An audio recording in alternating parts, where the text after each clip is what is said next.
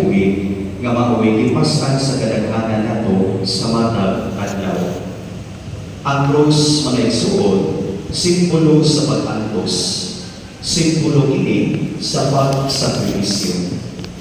Karon ako na mga igsuon, atong simbahon ang balaang krus sa atong Ginoo Hesukristo. Sa kinabuhi mga igsuon, matod pa, adunay lain-lain nga mga klase sa krus nga gipasan sa matag usa kanato karon.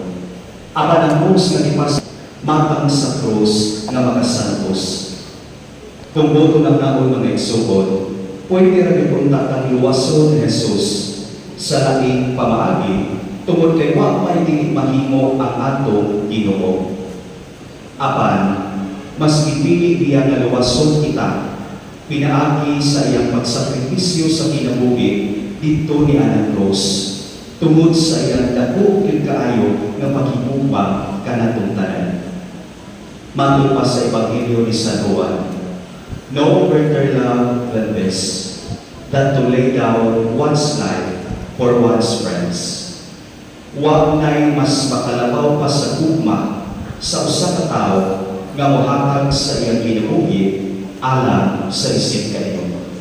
Kung mao kini siya mga igsuon ang gibuhat ni Jesus alang kanato dinha sa krus. Kaniadto mga igsuon, ang krus simbolo kini siya sa kaulaw, simbolo kini siya sa silot. Kaya ang mga tao nga ilansang sa krus mga igsuon, mao man ang mga tao nga adunay dako gyud kaayo mga sala nga nahimo sa ilang katilingban kaniadto. Apan, human nga gihala ni Kristo ang iyang kinabuhi sa krus, daw na usap ang pagtan-aw sa kalibutan niini. Ang krus karon mga igsuon, dili na simbolo sa kamatayon, kundi simbolo na kini sa kinabuhi. Ang krus mga igsuon, dili na simbolo sa kaulaw, kundi simbolo na kini sa paglaom. Ang krus mga igsuon, dili na simbolo sa silot, kundi simbolo na kini sa kaluwasan.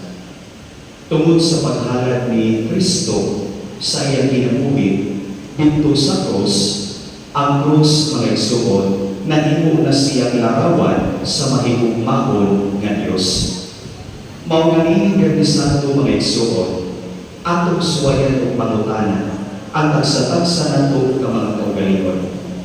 Unsa makaha ang mga krus nga gipasa nato sa kinabuhi karon?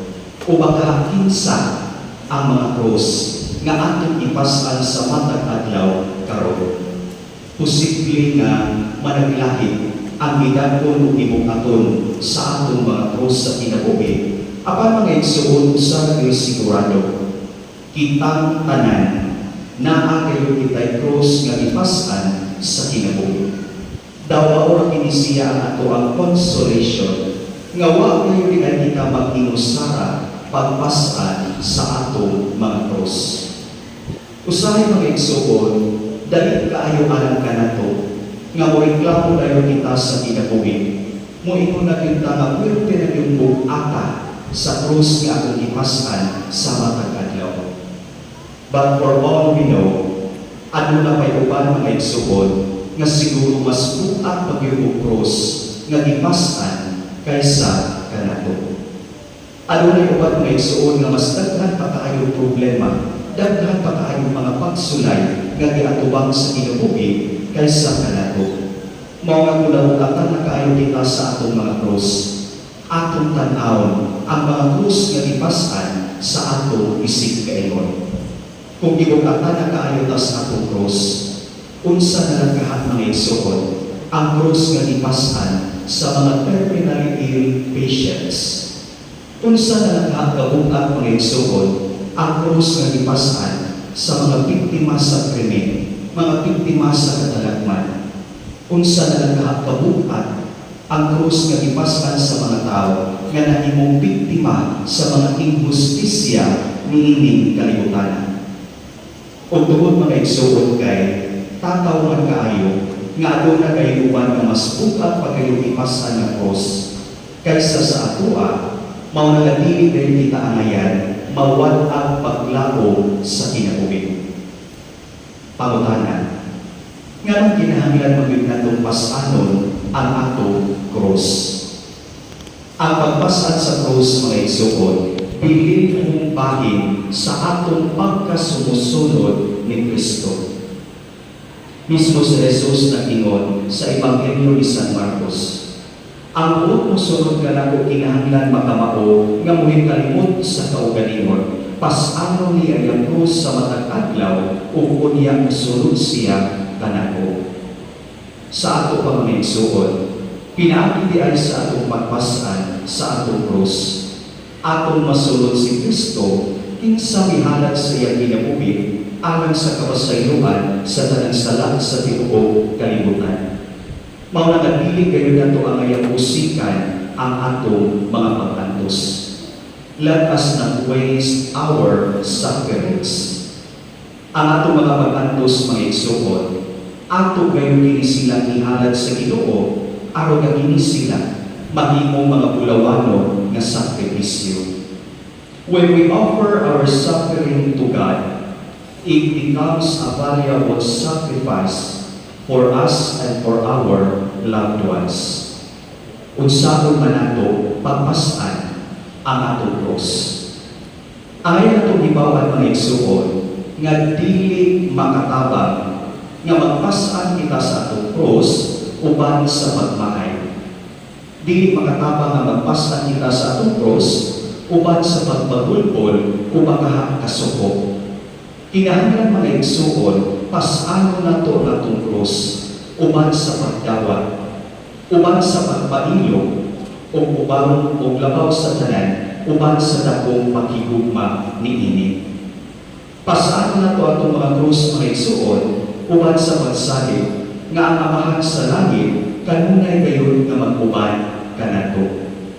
Ug sa mga wa kayo bubiya ang mahal nga inahan sa kiliran ni Jesus, sa higayon nga siya isakit na ug hangtod na gyud nga siya ilansang na sa krus. Ang mahal nga Birhen Maria usab mga igsuon, mounong gayon kanato ug dili gayon bubiya sa atong kiliran hangtod na sa katapusan sa panahon. Sakit ang matag usa kanato mga igsuon, mga sinagupman nga mga anak sa atong mahal nga Birhen Maria. Usa mga igsuon, huwag tamo na unta nato ang mga kahadlok o ang tanang mga kabalaka sa atong kasing-kasing o guna-una. Diha sa atong pagpasad sa krus, huna-una-una ito mga igsuon nga ang tanan aduna gayoy katapusan. Dinidito mga igsuon, nagpaabot ka na ito ang kinabuhi, nagpaabot ka na ito ang kalipay gayon, nga gisaan ka na ito sa atong Amahan nga namignon.